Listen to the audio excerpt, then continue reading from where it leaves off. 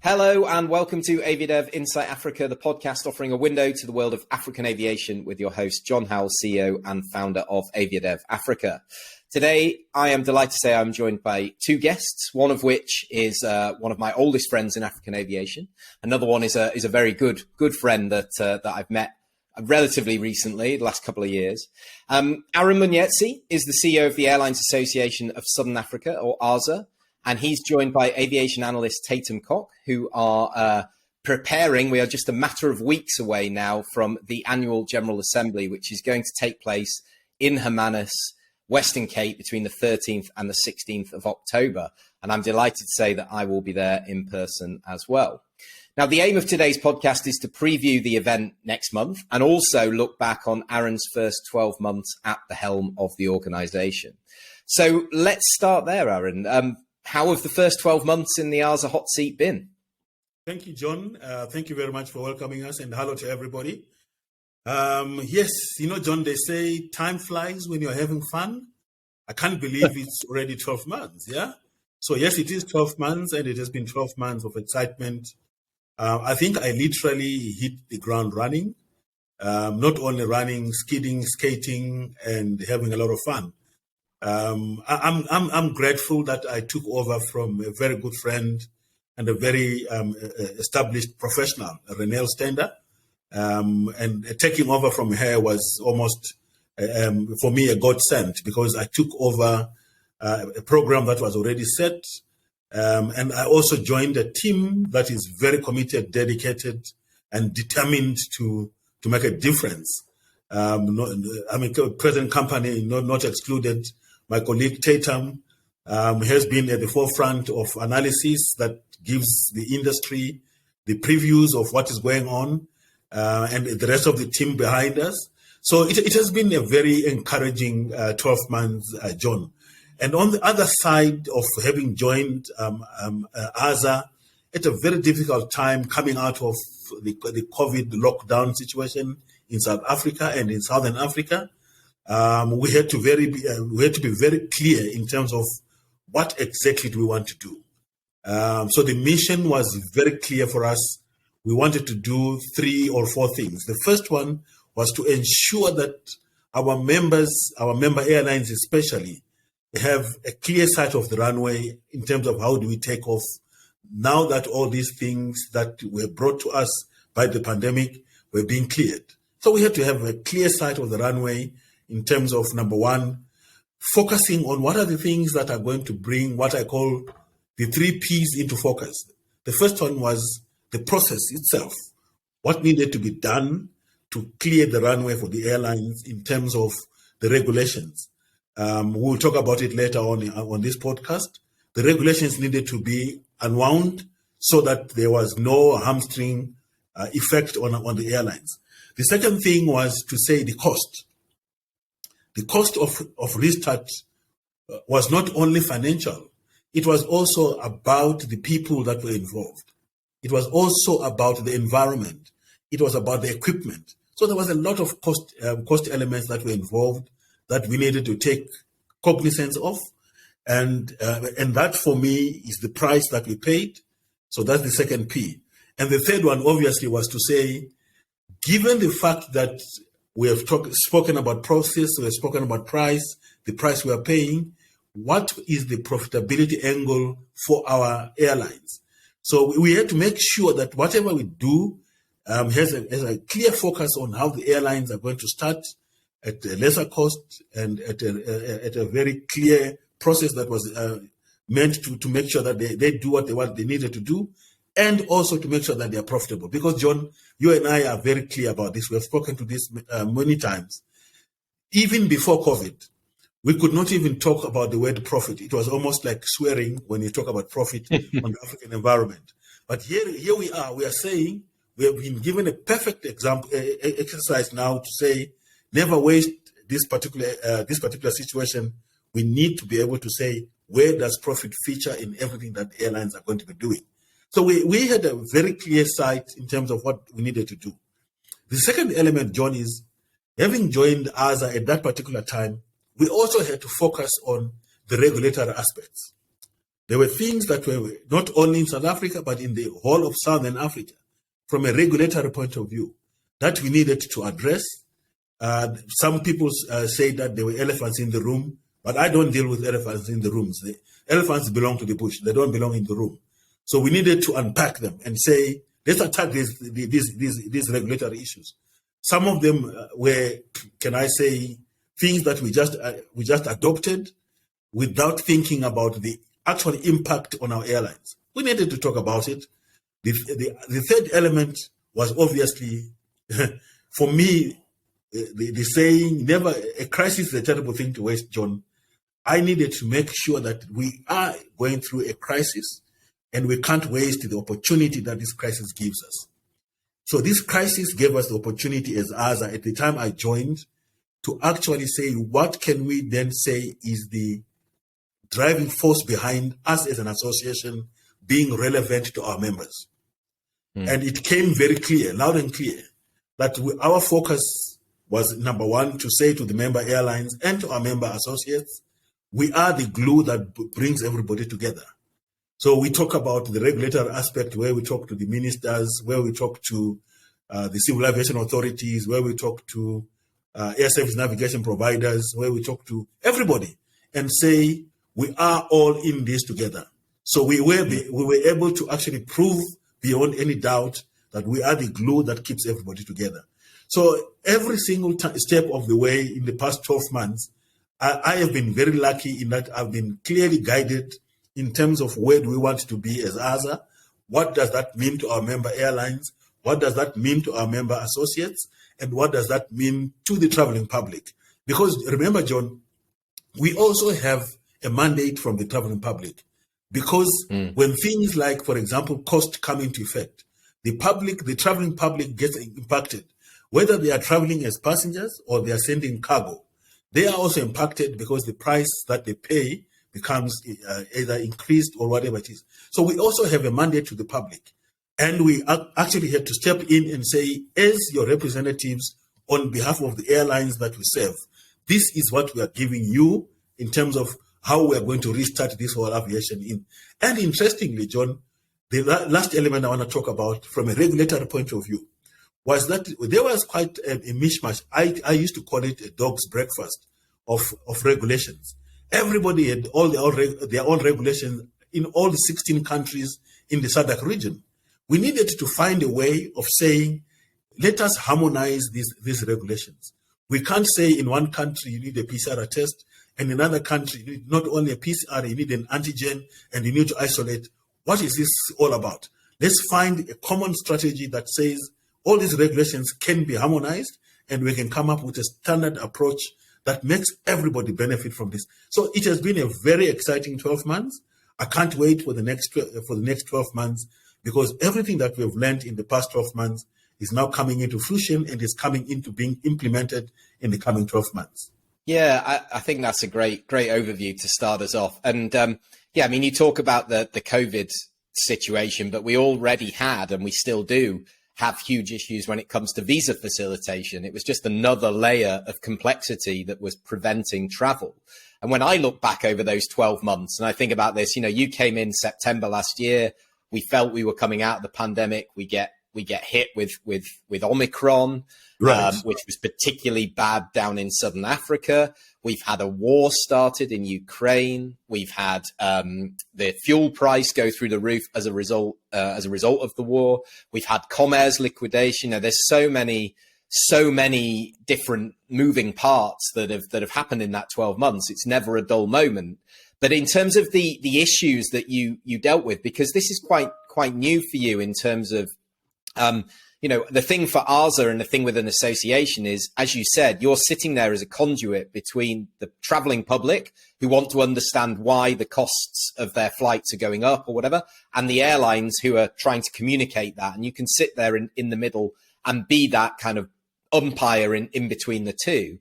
But also you've got the two types of players on the airline side. You've got the state-owned airlines and members of ASA, and you've got the private airlines as well. So how's it been managing those relationships? Because, you get them all together in a room to have a nice have a get together as a collaborative, but as soon as the gloves are off, they're competing in that market. Right. So it's a very interesting dynamic, John, because like you quite rightly said, it was new to me because coming in, I always had to be either on one side or the other. Now I'm coming in and I'm almost supposed to be a referee who sits there. But here's the thing. So even with the dynamic of having state-owned airlines and privately owned airlines in the same association, it actually gave us a very interesting but very good aspect of how do we work together without having to come up with the dynamics of, funding and so forth. So we needed to be very clear and specific in terms of, so here's what we're going to deal with. We're going to deal with these areas, and your funding, your relationships are not part of the association's focus. Our focus is how you as an airline, whether you're state-owned or privately owned, how you as an airline are going to find us as your association relevant, and how we're going to represent your interests to, in some cases, to even the same government that is funding you. So we were not shy to talk to government and say to certain governments, listen, when you do not do these kind of things to support the airlines, you are not only scoring an own goal, you are scoring an own goal and incurring a penalty for your own state-owned enterprise. Because by not doing this, you are actually making things more difficult for them. I'll give you a typical example. So when an organization or a regulating authority does not do what they're supposed to be doing, the public, unfortunately, forms their own opinion. The perception is that they're not doing it to protect the interests of their own airline, which is a state-owned airline, right? And they're justified in doing that because information is not being shared freely. But in reality, for that regulatory authority not doing what they're supposed to be doing, they are actually making it very difficult for their state-owned enterprise or airline to compete, because the other airlines that are not state-owned have free range and they are able to make very quick decisions. And unfortunately, sometimes they are actually coming from outside our own region, and they're actually coming to eat our lunch simply because the regulatory authority has not been able to do what they're supposed to do. So we are not the shy guys. We are not the nice guys. We go and tell the governing authority, the regulating authority. We tell them, by not doing this, you are scoring an own goal, you are incurring a penalty, and you are not doing your own stakeholders who are your taxpayers. You're not doing them a favor. So we were able to do that. And even when we sit in the same room, John, with state-owned enterprise, state-owned airlines, and privately owned airlines, we don't shy away from the things that need to be said and done. So when we say we want to make sure that we protect the profitability of all airlines, it doesn't matter whether you are state-owned or privately owned. All we want is a level playing field. And if you feel aggrieved, let's talk about it openly. We don't want people to go, or airlines to go back to their ownership and start saying things that they could not say in the room. So in our room, it's a very big room with opportunities for us to open up and talk about this. And I found it very, very, rewarding, because I was able then to steer the conversation towards finding a solution, not hiding the problems that we are facing, but finding a solution. And in trying to find a solution, we then open up, and those things that have not been discussed earlier on are actually brought to the open, and we discuss them openly. It's a very interesting dynamic, but I think it's also a very rewarding dynamic when you approach it with one thing and one thing only, with integrity, for the benefit of everybody across the board. Yeah, you've actually brought up a third dynamic, because they're saying you've got the state-owned airlines, the private airlines, but then you've got the airlines who have an interest in bringing that international connectivity, which is lacking from the Southern African airlines going out of the continent so much that most of the successful and most of the airlines operating in the Southern African region are serving the region. They're not serving intercontinentally. So do those, I'll come to take them in a second, but I'm just really intrigued. How's your relationship with those airlines that obviously are super important to Southern Africa, because they're bringing in the international business, the international tourists into South Africa and Southern Africa? We wouldn't have the recovery that we've got, and we'll come to that shortly, without them. But do you engage them, or is it really a case of, look, ARSA is there for the airlines of Southern Africa, we stick together and we communicate as one to these guys, and we lobby for what's best in the best interests of those airlines, rather than, but you have to see the bigger picture. I'm trying to get to grips of how do you see the relationship with those Middle Eastern, those European, those American carriers? Sure. So the thing, John, is that we have a very good relationship as ARSA with the Board of Airline Representatives of Southern Africa, BASA. So we are constantly talking to them almost on a daily basis with regards to a plethora of other things that come into play. So we don't have any problem at all talking to airlines that are not members of ARSA. We talk to them on a regular basis. But what we don't do, because our mandate does not allow us to do that, we do not go and talk strategy to the other airlines. Only when it serves our member airlines and our member airlines give us the mandate, then we can engage with other airlines that are not our members. But on that score alone, we not only are we constantly engaging with BASA, we are also constantly engaging with our colleagues from the International Air Transport Association, IATA, and also from the African Airlines Association, AFRA, so that we have a 360 view of what is actually going on with regards to non-ASA members and their ability to assist ASA member airlines in terms of the throughput, the feeder and defeeder traffic into our region. You're absolutely correct, John. We can't do this on our own, on ourselves without everybody else's involvement, because the global interplay is very important.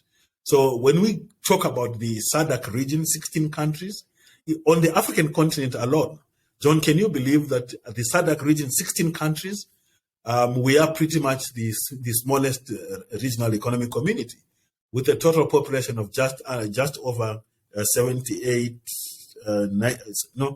Last count was 2016. It was 78 million people, 16 countries. Obviously, we have got much smaller countries. Eswatini, Lesotho, and the island nations, they're much smaller. Compared to ECOWAS, 16 countries as well, which is almost 200 million. So you can see the dynamic of how we also have to interplay with other regional economic communities. ECOWAS on the west, East African Community with 6 or 7 countries, almost 130 million, almost double the size of our region. So that interplay is very important. So we also have to make sure that the airlines that are not ASA members but serve those regions are also part of the discussion. That's why we are always making sure that we interact with the BASA, Board of Airline Representatives of South Africa, IATA, and AFRA, to make sure that we have a complete throughput of how this thing comes together, because no man is an island. Yeah, absolutely. I mean, we've seen during the pandemic, pre-pandemic, your members signing interline agreements, code share agreements with some of these big airlines, because they're saying, well, we know we don't have the ambition to do what you do. We'd like to work together. And we're even seeing that within the region, that you're seeing partnerships between the airlines, which I'm super encouraged. I mean, that was the whole concept of what Aviadev was about providing a platform to create that collaboration. And that's what ARSA does within the airline community. What we're trying to do is bring the airlines and the airports from a route development community, which is why ARSA and Aviadev just fit together like hand in glove. Really, we share the same ambition, which is profitability for the airlines that have a viable business model that are doing what they're doing. So I think Tatum's having a couple of issues with her connectivity. Tatum, can you hear us? Are you there? I think we've... Yes, John, I just put my camera off for connectivity. Okay, fantastic. Well, let me come to you. I'm sorry for not having been to you yet so far, but fascinating to hear from Aaron all about the dynamics. I wanted to come to you to talk about the recovery of the industry, really, because as an analyst, you've been tracking the numbers. You've got a good idea as to how the performance is going. we're sat here in September 2022, and I believe that, you know, tourism and the interest from what I'm seeing and what I'm hearing, that things are really on the road to recovery. So are you impressed with the recovery? And secondly, to follow up on that, what else needs to be done to support the airlines to recover that lost ground through the COVID pandemic? Yeah, thanks, Don, for having Asa on your podcast. I'd just like to say, I am impressed by the recovery of the industry in Southern Africa. It's proven to be resilient, and I think now is really the time and period for reset and refocus for the industry, despite the drawbacks of Comair and the other airlines. Currently, we're operating at 70% of 2019 capacity figures. So I think that also shows that we are resilient and we are on the up. Yeah, those are my comments, John. Thanks. No, great. And what about from your side as well, Aaron, in terms of what needs to be done to support the airlines down there in Southern Africa to recover that lost ground? You know, what you talked about your focus when you came in, but as we sit here now in a year on from you starting your tenure, what's your focus? What are you lobbying for right now to allow these airlines to recover? And are they feeling happy with where they're at the moment? And are they ahead of the curve as what they thought from a recovery profile? So just to add to what Tatum has said, the recovery that we see already, John, we are now 2022 and 73% of 2019 numbers, which is quite a good, can I say, progress that we've made. But we are not exactly, can I say, excited that much. We want to actually get to 100% of 2019 because that's our target. When we started this whole process, we said, okay, so yes, we have challenges with other airlines that are finding it difficult financially to restart. We understand that. But the fact of the matter, John, is the industry does not stop. So we actually had to have a focus on two things. The first one was to say, from a domestic point of view, and I'm not talking only from South Africa's point of view, I'm talking about the entire SADC region. We are saying each country focus on your domestic markets first.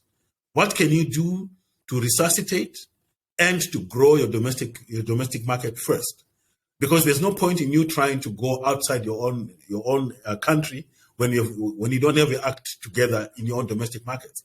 And the impact, the outcome of that is very encouraging. We have seen in countries like Zimbabwe, for example, the commencement of services into places like Kariba, Harare, Kariba. Kariba was not being saved for a long time. But because of the message that we kept going around with to say, look at your own domestic markets, we're now seeing services between Harare and Kariba, Kariba and Hwange, and all. So for us, that is the first taste of what we're trying to do. The second thing, John, is to say, well, while you are still looking at your domestic markets, look at what you can do from a regional point of view. So we have seen the likes of Airlink start services from Cape Town to Vic Falls. And from day one, that route is oversubscribed, which is fantastic. Last week, Maputo as well. Yeah, exactly. Last week they started Maputo. And for us, John, that is actually the culmination of the strategy of going beyond talking to ourselves as airlines. When we start talking to other stakeholders, like, for example, the civil aviation authorities in those countries, the departments of transport, the departments of tourism in those countries, for them to realize that when we work together, we are actually going to be able to achieve much, much more. So when we talk to the Zimbabwean authorities, over and above the fact that the number of frequencies that were allowed between South Africa and Zimbabwe had been exceeded, they were able to offer or to provide Airlink with supplementary flights. That's the kind of collaboration we're talking about. So the numbers that we are seeing, 79%, yes, we are happy with that, but we would like to get to 100% because we know that we have lost some routes along the way because of the demise of the likes of Comair, for example. The other thing, John, that we are also seeing is the collaboration of airlines amongst themselves. So we are seeing the starting of routes, for example, from Vic Falls to Maun in Botswana. And we are saying for the airlines to be able to collaborate while competing. The competitive environment must not be tampered with, but the collaborative and cooperative elements are the ones that we can play around with, because we are within the law, we are not breaking any rules, and we are saying to the airlines, find means and ways of working together. Number one, to make sure that you increase the traffic, you increase your income revenue, and also you reduce your costs. And that is a very important one, John, for us, for a cost reduction and cost containment point of view. We want the airlines to be able to openly talk to each other and say, you have a similar aircraft to what I have. What space, for example, can we pool? Can we have a spare parts pooling arrangement? Can we have a maintenance arrangement? Can we have all this kind of arrangement, even crew training arrangements? There's no point in every one of the airlines having a simulator, for example. Can they not collaborate and use the facilities that they have to the maximum benefit so that they can increase the aircraft utilization and their asset utilization in order for them to reduce the cost elements so that their cost per seat becomes actually much more affordable with the current number of passengers and with the current fleet that they have. That's what we're focusing on. No, absolutely. I think that whole conversation around collaboration, you've given them that forum. That's what ARSA is. It's a forum for them to come together. Without ARSA, they wouldn't necessarily have that glue that sticks them together. I'm really interested in what you said about the connectivity, because you and I have known each other for 10 years. We've talked about these things for years and years and years. And, that, again, what you talked about, exactly what we've sort of pontificated on for years, which is look local first, serve those domestic routes where you've got the rights. You may have a monopoly on those routes as well. So, it's not about not being economically efficient, but you're going to pick up whatever traffic is there. And we interviewed Kuva, who are serving the Kariba route on the previous podcast, actually. So, airlines like that are really super exciting. So my question is on the connectivity in the region. Can you see, and are you pushing for kind of a open skies to remove the protocols around this and the BARSAs and everything else, open skies for the SADC region as a whole? Is that a project that's on your thing, or are you putting all your eggs in the kind of, well, let's see what AFCAT can do from a Pan-African perspective? How do you see the opening of the markets within SADC? Actually, John, that opening up of the market in the SADC region is one of my KPIs as the CEO of ARSA. I have a direct responsibility for making sure that we push the envelope as much as we can and open up the market. For the information of our listeners, out of the 16 countries in the SADC region, 6 of those countries have not signed up for SATAM. And you want to ask yourself the question, why have they not signed? We don't want to rubbish the reasons why they've not signed. They must have genuine reasons why they've not signed. But we also have examples of countries that were initially reluctant to sign the Single Africa Air Transport Market because they felt, number one, that they were protecting their own national carriers. Again, the element of national carriers comes into play. And so they felt that they were protecting their national carrier. And there's nothing wrong with that. The second thing is they also felt that they might be overwhelmed by the bigger countries and the bigger airlines if they just opened up their skies. So we have an example, John. Look at Seychelles. Seychelles was typically in that environment where they felt they were going to protect their national carrier and they're going to protect their own tourism industry. But they got to the stage where they said, no, man, maybe there's actually more benefits when we sign up for SATAM and we open up. So before they signed up for SATAM, they had about 4 or 5 airlines flying into the Seychelles. And the occupancy rates and the tourism growth was minimal. But when they signed up, the moment they signed up, from 4 or 5 airlines flying into Seychelles, suddenly they end up with about 7 or more airlines, making it about 11 or 12 airlines flying into the Seychelles. The bed occupancy for their hotels shot up through the roof. The growth of tourism shot through the roof. Employment shot through the roof. Now they are a poster boy of how connectivity through SATAM actually helps. And what made it even better for them, Johnny, and you mentioned this earlier on, was the fact that Seychelles was one of the first countries in Africa to open up to other Africans. Any African can go to Seychelles visa-free. Not visa on arrival, but it's visa-free. So what that meant was they were now focusing on the 1.2 billion people on the African continent and saying, you can come for tourism, you can come for business, you can come for any reason you want to come to Seychelles, as long as it is legal, you can come to the Seychelles, number one. So the airlines were also encouraged to say, wow, okay, so here's a destination with a product and a service that our target market segment wants. We are able to fly there because of open skies, and suddenly they have a glut of airlines flying there with passengers. So part of the mandate that I spoke about, my mandate as the CEO of ASA, is to actually make sure that we have this economic benefits analysis shared with the countries that have not signed. And the focus here, John, is not only on those that have not signed, but even the ones that have signed. They also need to be given an encouragement to take it to the next level where they start opening up and giving fifth and sixth freedoms to other African airlines so that connectivity becomes embedded right through the region. Once we get that done and we get it right in the region, I can assure you it's going to be an easier thing for us because our neighboring regions can actually begin to see the benefit of what we are doing by opening up. And I shared with you the example of Cape Town Vic Falls, typical example of how when two countries are like-minded, airlines and civil aviation authorities are like-minded, it becomes so easy. Now Vic Falls has almost become the go-to place. Every operator that has got fifth freedom capacity and capability wants to fly. I mean, if you count the number of airlines that now fly into Vic Falls and into Cape Town, into Vic Falls and into Johannesburg, into Vic Falls and into other parts of the SADC region, it is growing almost by the week, simply because Zimbabwe has opened up and the other countries around the region have also opened up. So yes, interconnectivity is very important. Am I happy with what we are doing right now? I'm happy with the progress, but I'm not happy with the numbers that we are currently producing. I would be much happier if we had everybody signed up and everybody opening up. That's what our goal is.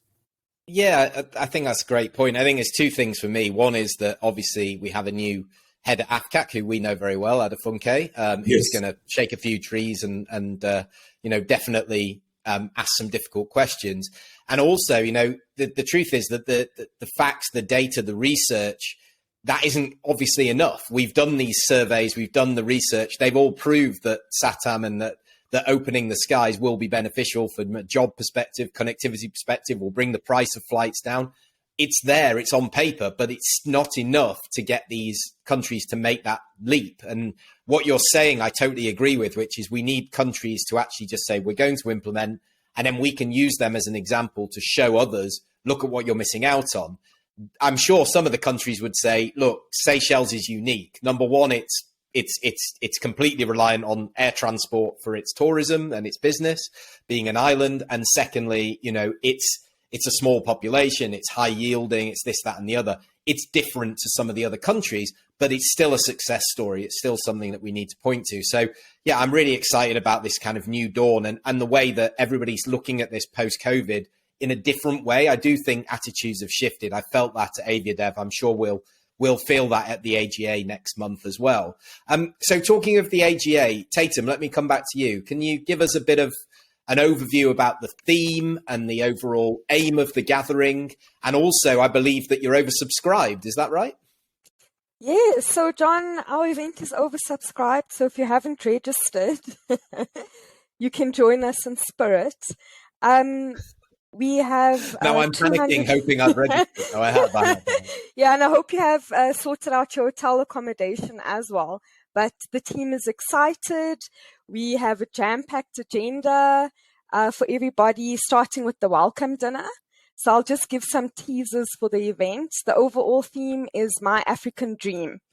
And if you have not already done so, please follow us on Twitter and LinkedIn for any updates that we might have. We just have sneak peeks and previews of the actual program. We'll be releasing the finalized program just a few days before the event.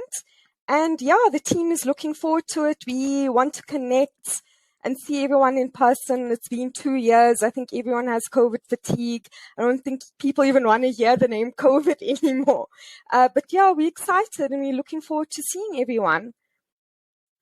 Wonderful, wonderful. Thank you for that. And in terms of some of the key topics, Aaron, what are the key topics that you can kind of give us a sneak preview? I know, as Tatum said, we're not going to release the full program, so I'm not going to ask you to tell us everything. But in terms of, we're obviously looking forward at this point. So some of the key conversations that you think we're going to be exploring next month. So I think, like Tatum said, for us, we wish we could actually accommodate everybody. But unfortunately, there's just a limit to the number of people that we can accommodate. It's unfortunate that we are oversubscribed. But the good thing, John, is we're not talking about quantity here. We're talking about quality. We are oversubscribed. The people that have registered and made sure that their arrangements are in place are top-level executives. We actually even have ministerial representation from some of the countries in the region. So we are going to have discussions with decision makers. Right. One of the unique things that we have done at this year's AGA is from day one, from the 13th, we have set aside a facility where you as AviaDev can look at the number of, or at the list of attendees and say, I want to meet with so-and-so, I want to meet with so-and-so, and we link you up and you can go to that facility. You have a private conversation, finish your business, and off you go to have your cocktails, having concluded your business already from day one. And that facility is going to be available from the 13th, 14th, 15th, and the 16th for all the attendees. So that, for us, that is a unique approach.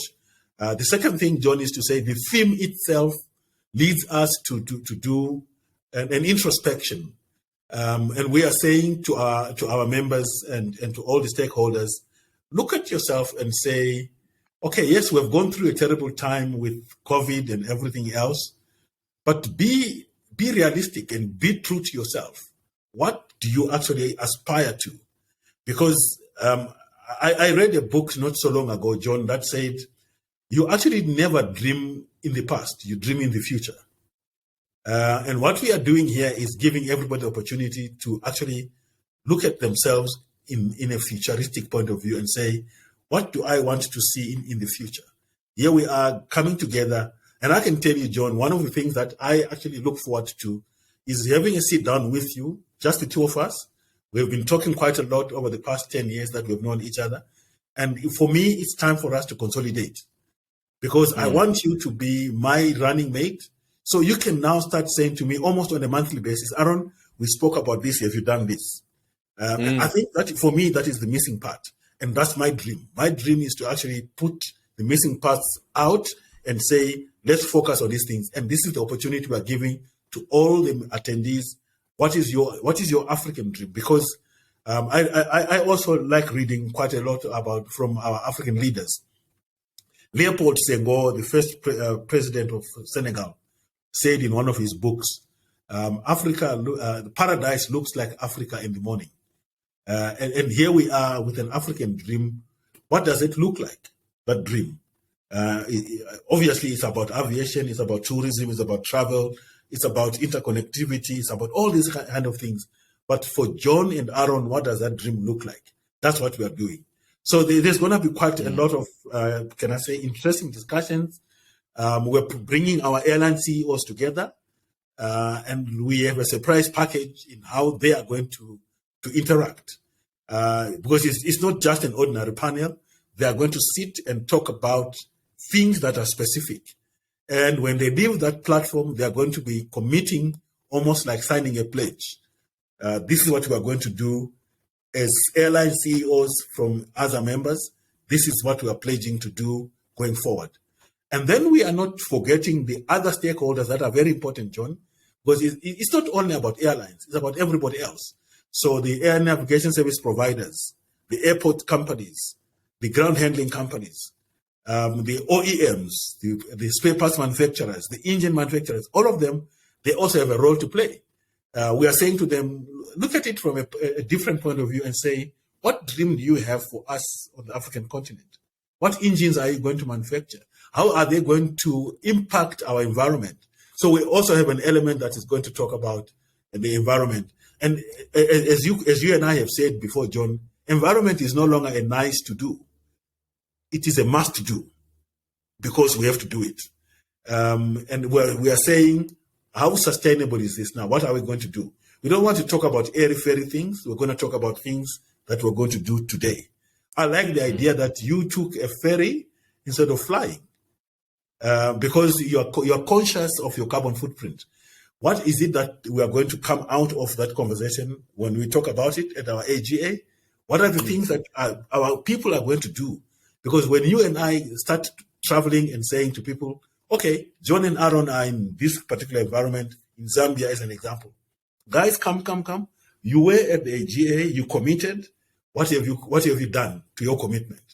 So it's about actually being able to pen down commitments and be able to measure those commitments.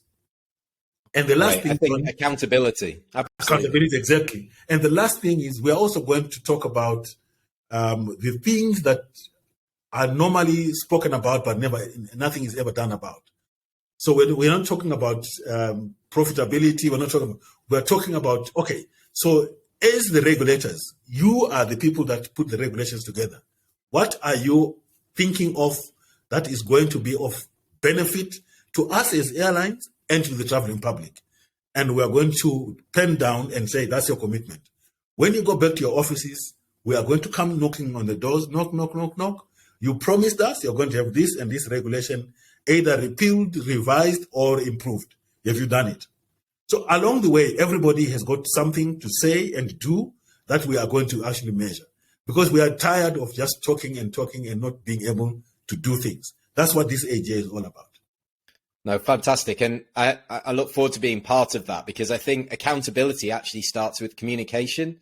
You know, if people don't know what you've said, if there isn't a record of what you've said and people aren't aware of what you've said, they can't hold you to account. And, right. You know, we've talked about this in the past that, you know, often these conversations are had, but they're not recorded in the right way. Therefore, they're not accountable. We can't, you know, you see it all the time that somebody, a politician might get pulled up on, you said this 5 years ago, because it was recorded. They're bringing it back and saying you've changed your mind or you haven't delivered on this, whatever it may be. It makes you sharpen your focus when you know people are listening and watching and not just nodding their head and waiting for the next opportunity to kind of get together. Right. And, you know, you and I, it's 10 years. We're talking broadly the same subjects, but we've seen progress in certain areas. And I've been more encouraged over the last couple of years than for a long time because I think that COVID, as bad as it was, it's sharpened that focus. It's made people realize we're not going to do this on our own. We've got to collaborate. And they're actively doing that, not just talking about it like it was in the past. Hey, let's collaborate. And then going back to their office and trying to undermine the competition. They're actually going back to their office and saying, right, how are we going to make this collaboration work? Right. And ARSA is playing a huge role in that. And obviously the event next month will be another stepping stone on that because it's always been when Chris was at the helm, obviously with you there, it's one of the friendliest conferences that I have ever been to. I love going to ARSA because it's just like a big old family reunion, but business gets done, but people are able to be relaxed when they have those conversations, which is the atmosphere that we try to create at AviaDev too. So thank you so much to both of you for joining us. It's if you want to check out the ARSA event, you can go on to LinkedIn or Twitter. I'll put the link in the show notes. You can also go to arsa.za.net, I believe is the website. So you can go and check it out on there and keep up to date. Hopefully you're all registered already. But yeah, thank you both for joining me. Any parting words from either of you? And then we'll call this one a day and we'll reconvene in October. Thank you very much for having us, John. And thank you very much to the listeners. The parting shot is for me very simple. To be is to do. And to do is to do now. Tomorrow might never come. Let's get going. Brilliant. Tatum? Yes, thanks, Don, for having us. My parting words are #ASA, #MyAfricanDream, and #MyAviation African Dream. And see you in Wonderful. October. All right, we'll see you next month. So thank you everybody out there for listening. If you did enjoy the podcast, hit that button now wherever you're listening to share it with somebody in your network you think would benefit from having a listen. Share it on social media, and we'll see you for the next episode very soon. Thanks to all of you for joining us. Take care. Bye-bye. Thank you. Bye, John.